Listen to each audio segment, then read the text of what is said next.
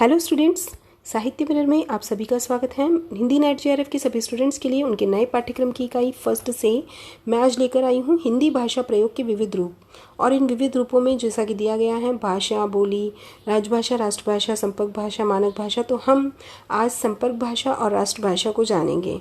राष्ट्रभाषा क्या है और राष्ट्रभाषा हिंदी को हम क्यों कहते हैं, तो इसके पीछे कारण क्या है कि राष्ट्रभाषा होती है राष्ट्र की भाषा, यानी राष्ट्रभाषा वह है, नेशनल लैंग्वेज वह है जो कि समूचे राष्ट्र में अधिकाधिक व्यक्तियों द्वारा समझी जाती हैं, बोली जाती हैं और जिसमें हमारा सांस्कृतिक और सामाजिक महत्व स्थापित होता है, वही राष्ट्रभाषा होती है और राष्ट्रभाषा हमारी हिंदी है। वैसे इसका उल्लेख कहीं भी संविधान में नहीं है, जो मैं बता चुकी हूँ कि संविधान में कहीं राष्ट्रभाषा हिंदी का उल्लेख नहीं है। आगे देखिए, आप राष्ट्रभाषा की विशेषताओं की ओर हम जाते हैं तो राष्ट्रभाषा वही है जो उस देश में इस बहुसंख्यक जनता द्वारा बोली जाती है, उसका अपने क्षेत्र से बाहर भी व्यापक विस्तार हो, वह राष्ट्र की सांस्कृतिक और भाषिक विरासत की सशक्त उत्तराधिकारी हो, उसकी व्याकरणिक संरचना सरल, सुबोध और वैज्ञानिक हो, उसकी शब्द सामर्थ्य तथा अभिव्यंजनात्मक क्षमता उत्तम हो, उसमें जीवंतता और सजीवता हो ताकि वह नए शब्दों और प्रयोगों को आत्मसात करती हुई विकासोन्मुख रहे, उसकी लिपि पूर्ण और वैज्ञानिक हो, जैसा कि देवनागरी लिपि हिंदी में होता है कि उसकी लिपि पूर्ण है और वैज्ञानिक है। और इसीलिए हिंदी को हम राष्ट्रभाषा कहते हैं क्योंकि वो बहुसंख्यक जनता द्वारा समझी जाती हैं, राष्ट्र में अधिकाधिक व्यक्तियों द्वारा विचार विनिमय का माध्यम बनी हुई है और सर्वाधिक बोली और समझी जाने वाली भाषा है।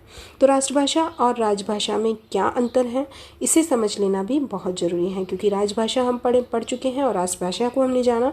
तो इन दोनों में क्या अंतर है कि राष्ट्रभाषा पूरे राष्ट्र की संपर्क भाषा है, जबकि राजभाषा राजकीय कार्य की भाषा को कहा जाता है।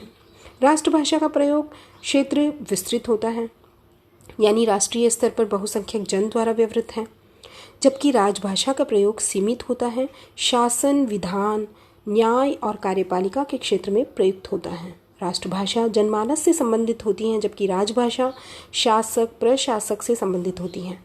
राष्ट्रभाषा का लोक जीवन से सरोकार होता है, लोगों द्वारा बोली जाती है, इसलिए लोक जीवन से सरोकार होता है, जबकि राजभाषा बुद्धिजीवियों, प्रशासकों, सरकारी कर्मचारियों और अधिकारियों से सरोकार होता है।